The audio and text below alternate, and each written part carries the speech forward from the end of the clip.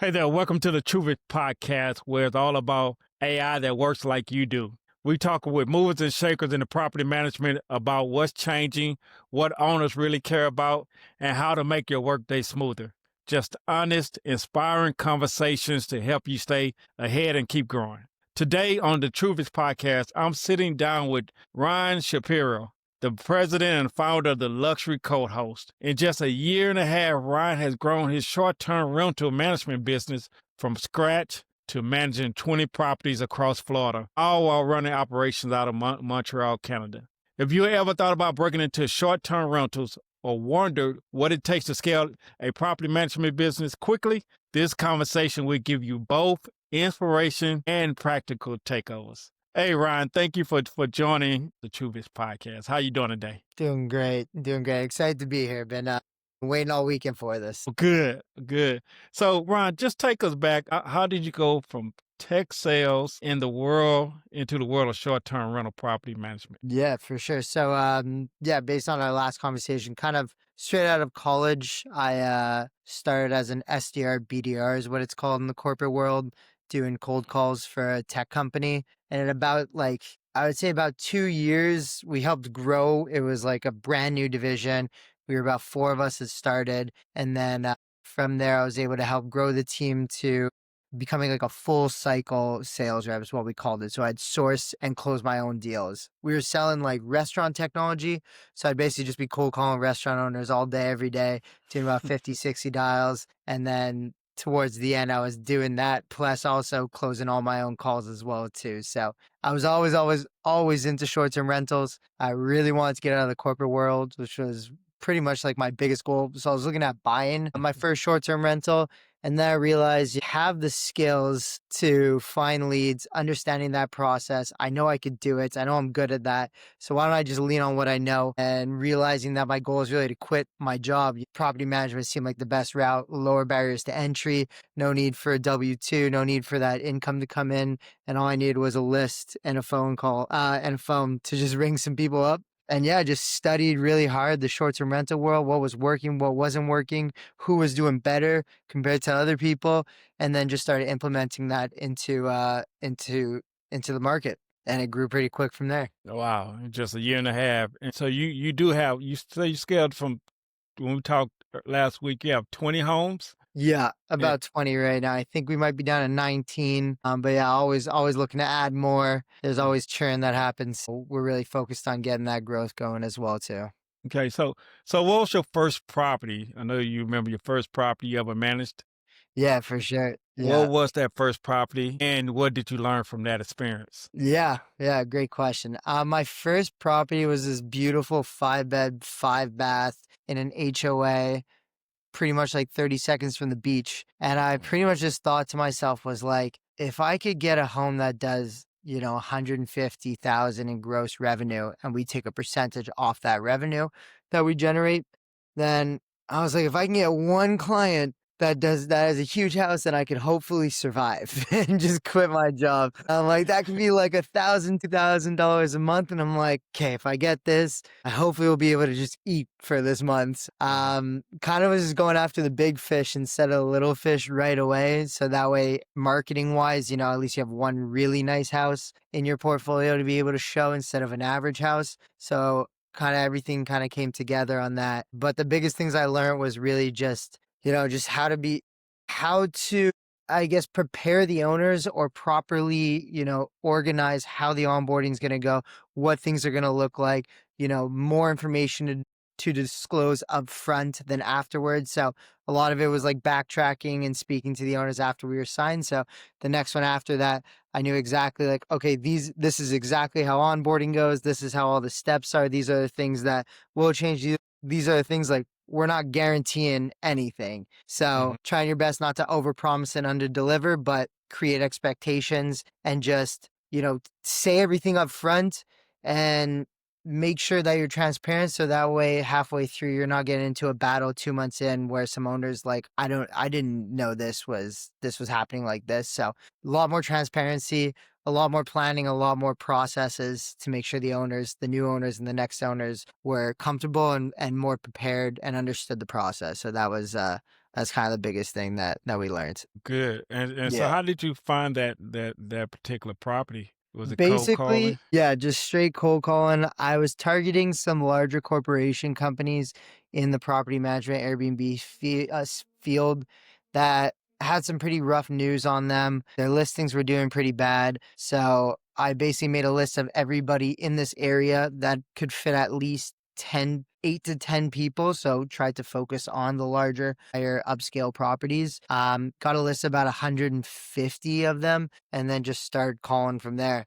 And then pretty much my first one within about a month since, I just front loaded the dials, like was making like $100 a day, trying to just get in contact with somebody. About 2.5 weeks into my calling, like I managed to secure a first client, which was awesome. Wow. So you worked for it, and that's what it takes. Just tell people that want to do cold calling, like put all the effort at the beginning, and then Mhm. all those connections or people you just connected with, you have their phone number, you had a 5-minute conversation.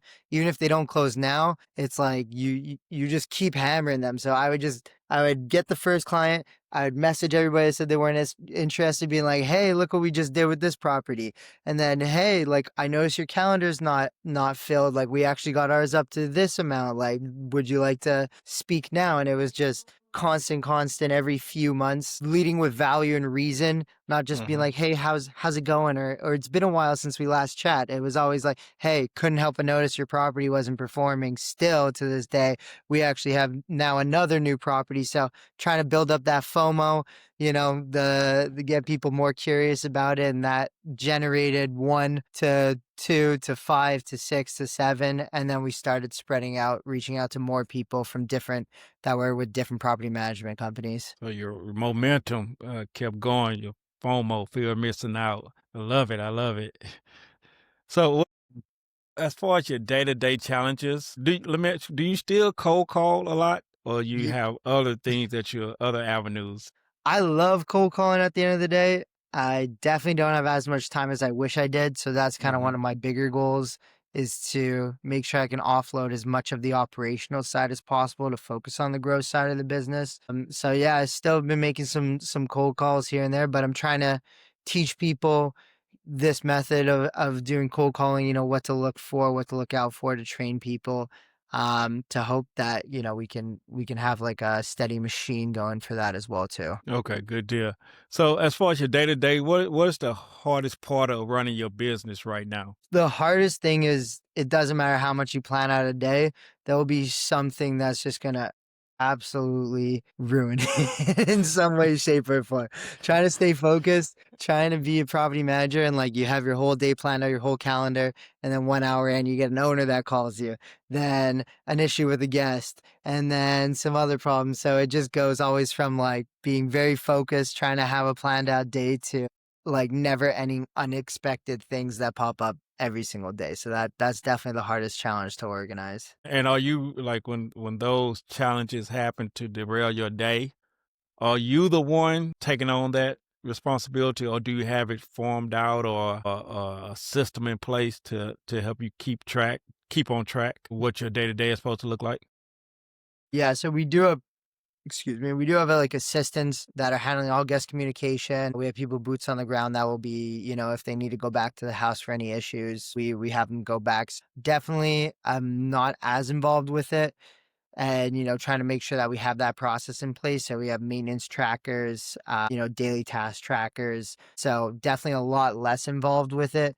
But obviously with any larger issues that come to hand, or guests that are really not happy, I'll still be getting on the phone and dealing with it. So slowly but surely that operational side will be hopefully offloaded more and more. But Mhm. at this current moment, I still get the notifications on my phone, so I still see them and I still get involved, but trying to be less involved with that and letting our team handle things and practice and get better at it. And then as far as you getting the notifications, are you communicating the major issues with the owners, or you taking on that and resolving, or how that, because I know you're the middle person Yeah. from all that. Yeah, so what we have in our contracts, and which is always negotiable, is kind of, anything less than $500, we're pretty much just handling and then informing the owner. Anything above that, we need permission from the owner. So For example, we had one of the guests that just came in, barbecue wasn't looking too hot. It's getting a little bit rustier than we expected. And so we just ordered a new one from Home Depot right away, got it delivered within the same day, had a team member go and pick it up and get it delivered. So that's like a $200 cost. We'll let the owner know, have all the photos, have all the documentation, but for smaller scale stuff like AC, HVAC units, pool heaters, all that kind of small stuff that needs to get resolved while guests is there, we just handle it and then let the owners know. And then at the end of every month, we have owner statements that go out. So all the descriptions and all the costs and expenses that were incurred away from like the day-to-day typical operational stuff, meaning like cleaning, insurance charges, and the accommodation fares and our management fee. We have like another section of the expenses that are passed on to the owners. Now, last week you mentioned when we had our talk, you mentioned you love pricing and setup, Yeah. but not great guest communications. Yeah. So how do you balance what you enjoy with what you don't? Yeah. I mean, at the end of the day, the goal is to make sure we have guests that are happy. We have everything in place for that. We have 3 assistants that work pretty much 24/7 to be handling all communication with guests. That definitely frees up a lot of my time to be focusing still on, the growth and like pricing strategies and all that. So that's what I was doing for the past like 3 hours today, using ChatGPT to go through everything, any analysis, any updates that we think that we could be increasing people's revenue. Some occupancy's a little down right now, going through all that kind of stuff. So yeah, I still spend most of my days doing that. And then, making sure that I'm just there to support the team if they need me. You're big into AI. Yeah, yeah, for sure. Yeah. Can't be run businesses without it at this point. Exactly. I agree. It's the now and the future. Yeah. It's the now and the future. Another question: what do owners usually misunderstand about short-term rental management? What's misunderstood in the industry? The company itself, sometimes it's just fully understanding that like we really do handle everything for them. I would say like the biggest thing the challenge, let's just say reaching out to new people that are running their own homes. They just don't understand the difference between what a professional manager can do versus what they have. A lot of them aren't using pricing strategies, or even if you are using a pricing tool, it's just like plugging it in and leaving it. I don't think they realize sometimes the extent of data and information that we have that we're able to understand what fits and what works better. We'll have issues with people, not issues, but like seeing that a listing is not performing as well as we believe it can. Kind of how I explain it to people is that the worst case scenario of hiring us is that you make the same amount of money, but don't spend any time on it anymore. So that's like worst case scenario, typically, if you're hiring us. Best case scenario is you're making more money than you were doing it yourself. You're not spending any time on it. So that's kind of our expectations. A lot of people think they know their stuff because they lived in an area for a while, or they know that this season's high and this season's low. It's like, yeah, but do you know that this week compared to last year is down 15% versus, versus last year today versus today to that point is kind of hard to explain it, but like going into grave details and looking through the actual data, is something we pride ourselves on as property managers, or at least, newer age ones that are trying to come into the market. Okay. So if someone's listening, wanted to get into this business today, Yeah. what would you warn them about? Man, what I warn them about. But that's a tough question there. I guess just being prepared with city regulations, making sure that you understand that everything is up to standard, making sure that you got your contracts down soundly, that protects yourself as well too from any situations, and just really knowing what you're getting yourself into. Like, I'd still recommend, just trying out property management before going into buying, especially because maybe you just don't like what it is. So, just be prepared that like from 0 to 5, it's pretty chill. you're not going to have that much. But once you start scaling, it's like, make sure you get your processes down before you're trying to scale, because very quickly it can turn from you're getting no problems, no issues, to, we don't have stuff in place and you're spending way too much time in your business instead of working on your business. So it's just not as passive. For the simplest way to put it, not as passive as you think it is.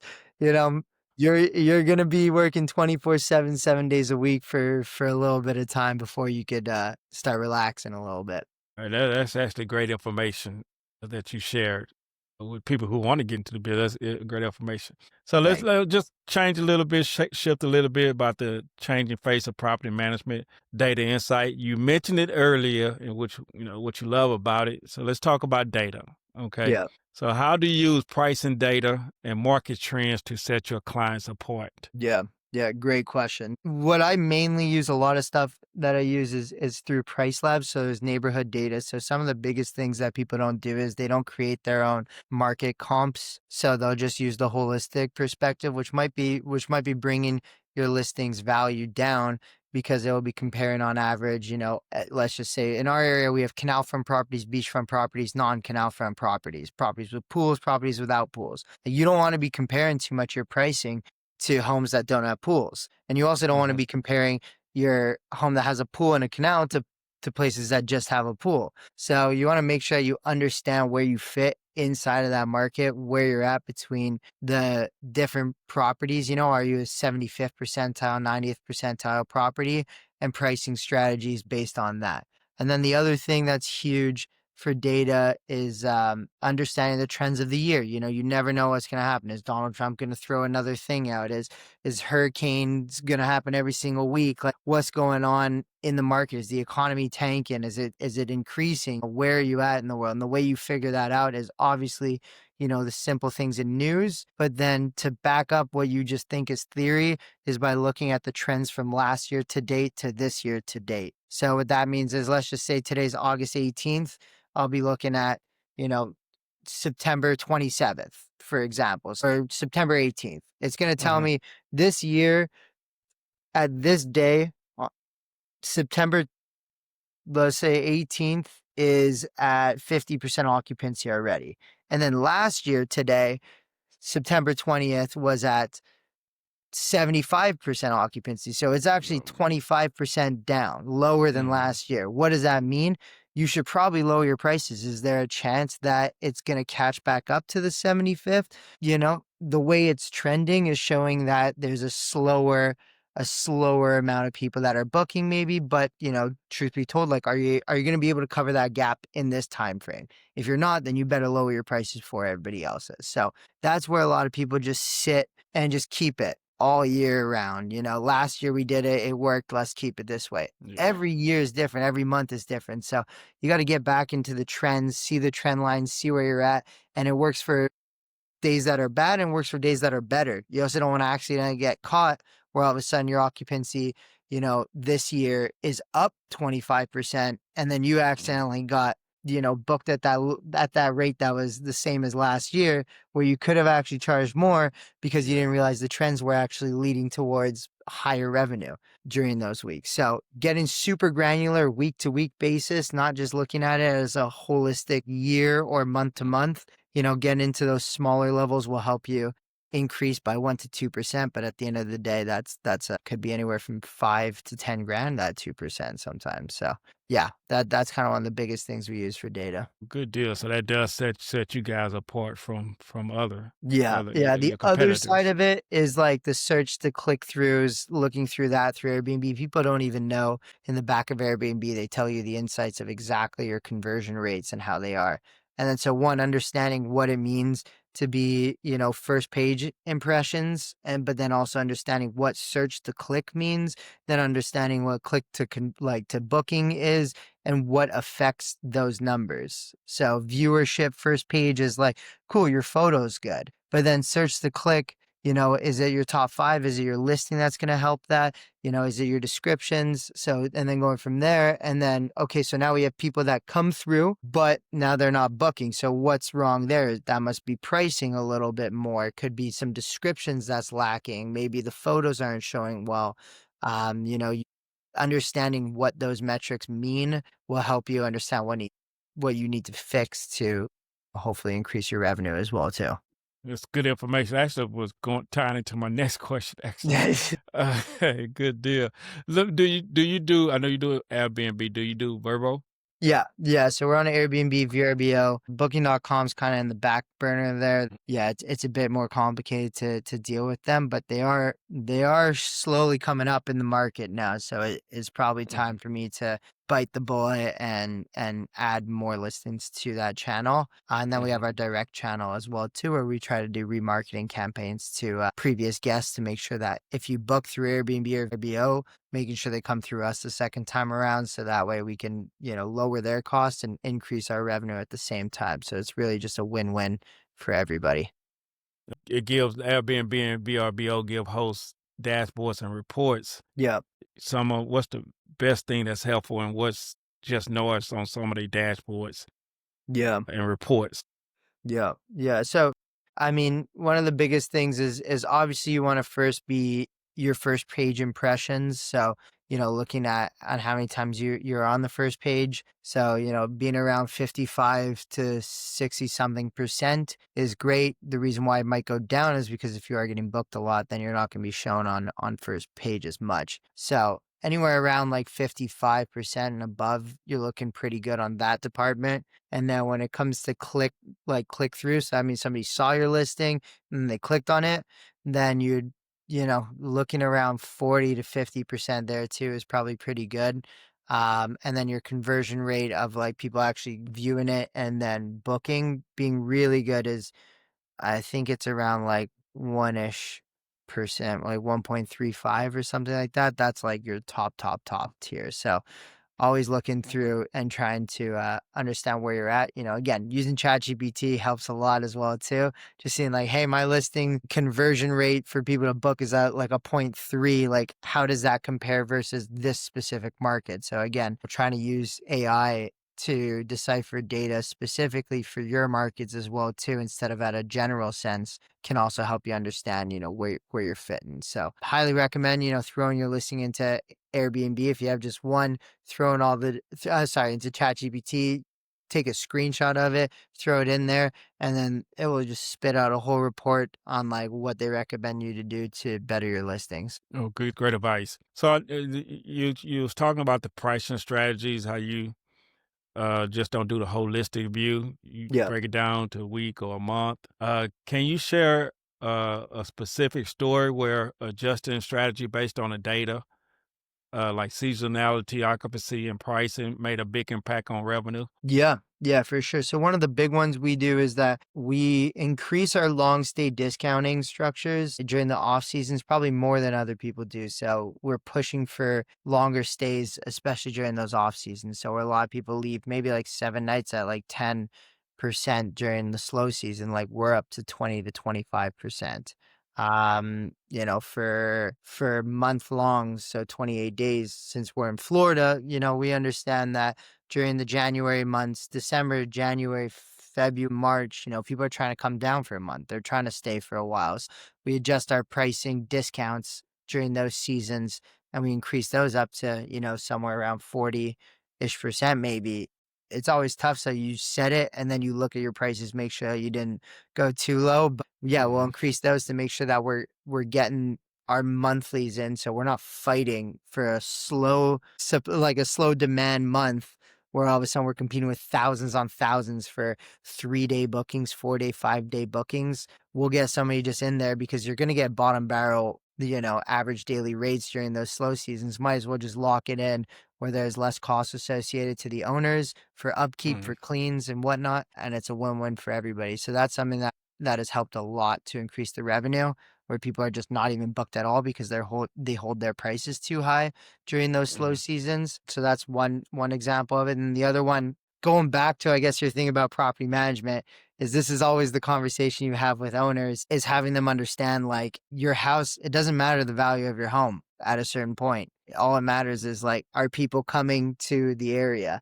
So if you think your house is worth $500 a night, but the market's telling you that only 200 people are coming down to your small town in January, like you're not going to be picked. Like, you gotta understand the supply and demand of vacationer is not value of house. So you need to separate that, and your house is only worth as much as people coming down there, and just, basic business 101. Okay. All right, good.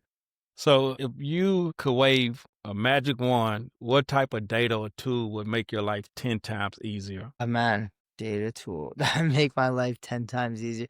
One that there is one that's being worked on in the AI sphere of property management, but tools that help you book, follow up, and report and close out operational tasks. So, some AI tool where if there's a guest that has a problem, then it gets assigned to the right person, and then it follows up with that, whether it's a handyman, any type of maintenance person, like follows up, books it, gets it all organized, and makes sure it's closed out and the job is done. Having some task management where it's fully autonomous, just from a guest mentioning something to it being would be super helpful to, open up the doors. But again, that's because I'm not an operations guy at the end of the day. I get stuff done, but anything that can help me with operationally just run the show, I'm always into that. Yeah. We talked about that, you built your business while living in Montreal and managing properties in Florida. Yeah. Now, how do you make your remote management work? Yeah. Yeah. It's definitely having the team to trust and the process in place as well too. So one of the things that I always explain to somebody is like, not being in your city means that I need to have processes 10 times more sound than the person that lives in your backyard. And reality is that even if the person that lives in your backyard, the odds of them showing up to your house and handling things are usually pretty slim to none, especially the owner of a business. So number one is having the proper processes in place. So we use systems like Turno to handle guest cleaning. If we have checklists that need to be done, we have photos that need to be taken. If they're not being completed, then we have our assistants that have their own checklist to look at. Turno to be like, hey, you guys didn't add this photo. Like, we don't know if this stuff's there. So making sure that everything is properly in place and there's a process to make sure that we have always backups on backup plans for making sure that every house is being taken care of. So that's one of the biggest things, of course. And then having teams you really trust and paying them well. So if you trust your cleaners and you trust your teams and they trust you, then everything will run smoothly, whether you're living right next to their houses or you're living in Montreal. But that being said, I still consider myself a local property manager because I'm still only focused on that area. I'm not spreading myself out where it's like I got 10 different cities where I need to understand their pricing strategies, how their seasonality works. Like, I'm still focused. I still feel like I'm a local PM that is making sure that this is my market and I'm handling it accordingly. I like your answer. Now, what's your dream client you're still searching for that you talked about? Yeah, yeah. Somebody with like 10 plus properties at least would be awesome. At least 5 to onboard. It's definitely a challenge when you're cold calling and you got to keep closing one person for one house, one person for one house. So, one of the best things about cold calling is being able to pick and choose who you go after. I haven't come across somebody that has multiple listings, only a few. Haven't had the chance to close them yet, but increasing that revenue by just closing one person with 5 to 10 properties would be huge for the business. I'm excited and hope I can find something like that one day soon. Yeah. How has building this business allowed you to live the lifestyle of traveling when it's cold up there Yeah, and chasing the sun? big time. So that was always one. I'm a huge traveler. I've traveled the world already. I'm only 27. But I've been to like maybe like 20 or so countries at this point. That was always my dream, was to be able to travel and work at the same time. So set myself that goal, which again, not being in your city and in your backyard forces you to have that plan, but it also allows you to be like, well, if I could do it from Montreal, then I could do it from a beach in Costa Rica. So that has allowed me to, especially during those slower seasons, to be able to go and travel a bit more, still work some good hours. I'd still keep a good schedule going, but it allows me to kind of work from everywhere, which is always what I've dreamed of. Now, how do you think AI and automations will change the role of property management? Makes everybody's lives easier for sure. I think it's still in time. There's a ton in the industry already between just guest communication through some people like Host Buddy AI is one that we've met with. Right now for myself, I still like having people have jobs, feeling like you're feeding a family and providing and helping people. But the tools will always keep going. Like we said, there are tools coming out that help with operation assignments, automations, reporting automations, chatbots inside of your property management systems to be able to pull reports on your daily rates and recommendations. Outreach, it's never going to stop. Even we use ChatGPT in different systems for photography as well too.